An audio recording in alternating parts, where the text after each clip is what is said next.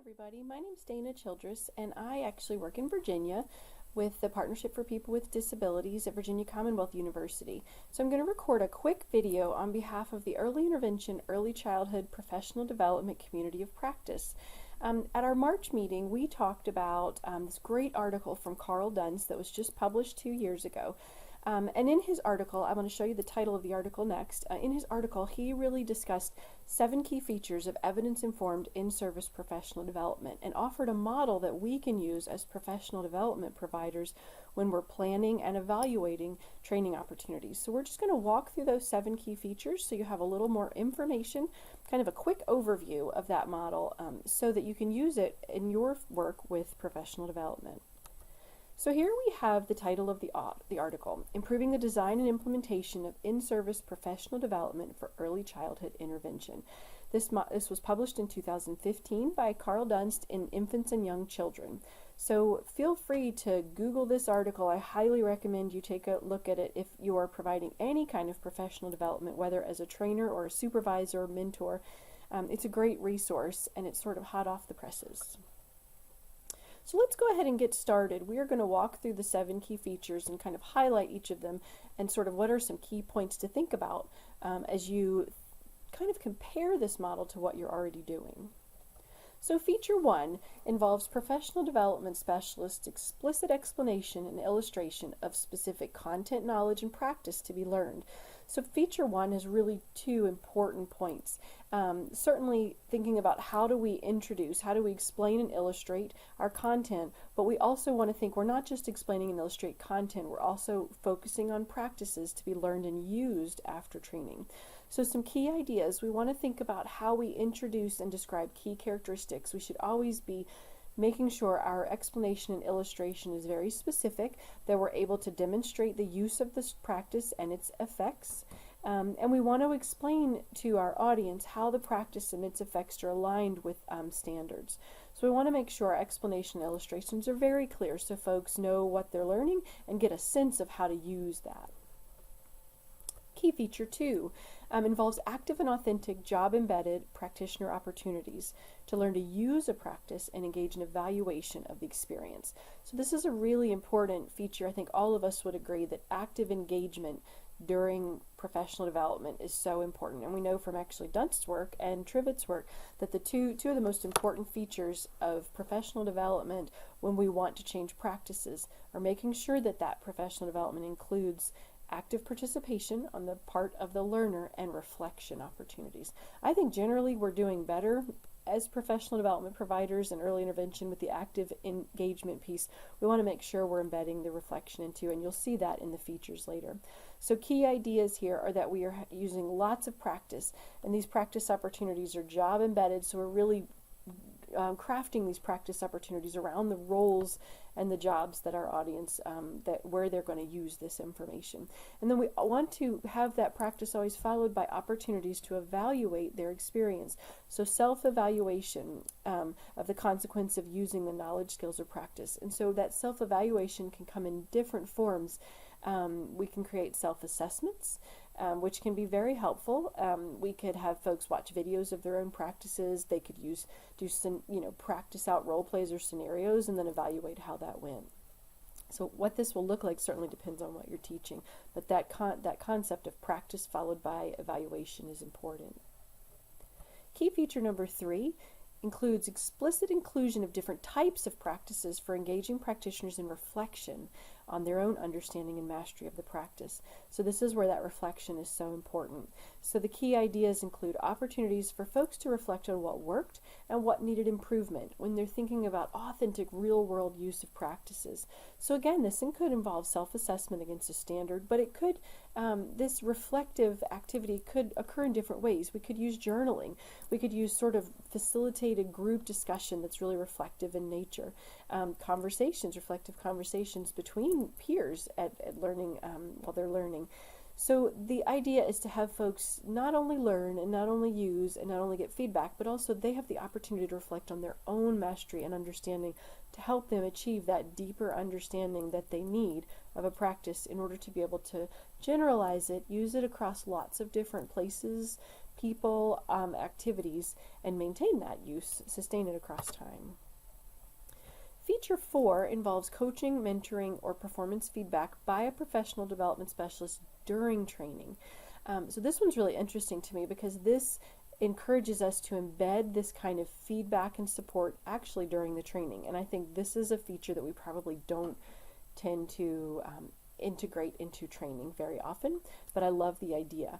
So some of the key ideas here are when we embed that coaching, mentoring, or performance feedback, and Dunst says whatever you want to call it, some kind of feedback and support during training, we're going to support transfer of skills and expertise from more experienced to less experienced or less knowledgeable practitioners. It also provides a means of reflection on actions in a very safe environment. So getting that feedback while you're actually trying to use and implement what you're learning is wonderful for adult learners because it helps us know, are we doing it right? Or what do we need to change and tweak to achieve our goal, which is using evidence-based practices. So this could be sort of job embedded, like on the job, where we're trying something out and using it while we're learning. We can also embed these kinds of performance feedback opportunities during training, and I think often we see that with video reflection during training. So that's just one way to try that. Feature 5 is similar. It involves ongoing follow-up supports by the professional development specialist or coaches, supervisors, peers, whoever, to reinforce in-service learning sessions after training. So this could include follow-up observations, specific feedback about the use of the practices, could be like meeting with a mentor, could be through video reflection, lots of different ways to provide this kind of support after training. It's really important though, that first word in that key feature is so important, that ongoing nature. We need to see that as an ongoing support after training, because training and alone, somebody coming to a workshop is not really, we know from the literature, it's not nearly as likely to have a positive, sustaining impact on practices as if we do professional development, sort of some kind of training, and then follow it with ongoing support. So this ongoing nature of support certainly begins in the training, but then becomes job embedded, so the supports are provided in response to the use of the practice in context across time. Feature 6. In-service professional development of sufficient duration and intensity to provide multiple opportunities for your learners to become proficient in the use of the practice. So again, this model really focuses on not just we do when we're up there training, but how we're supporting folks in the use of the practice during and after training. And so Dunst suggests that our learning opportunities must be distributed across time. So we want to move away from one-shot workshops or conference sessions that are not followed by or have any kind of support embedded during them or after them. Because we know while that's these single workshops are the most popular means of receiving professional development in early intervention and early childhood settings, they're also typically the least effective when we want to change practices. So we want to think about professional development that lasts across time, that includes a sufficient number of contacts between the professional development specialist and the practitioners or the learners. So we want to have multiple contacts across time.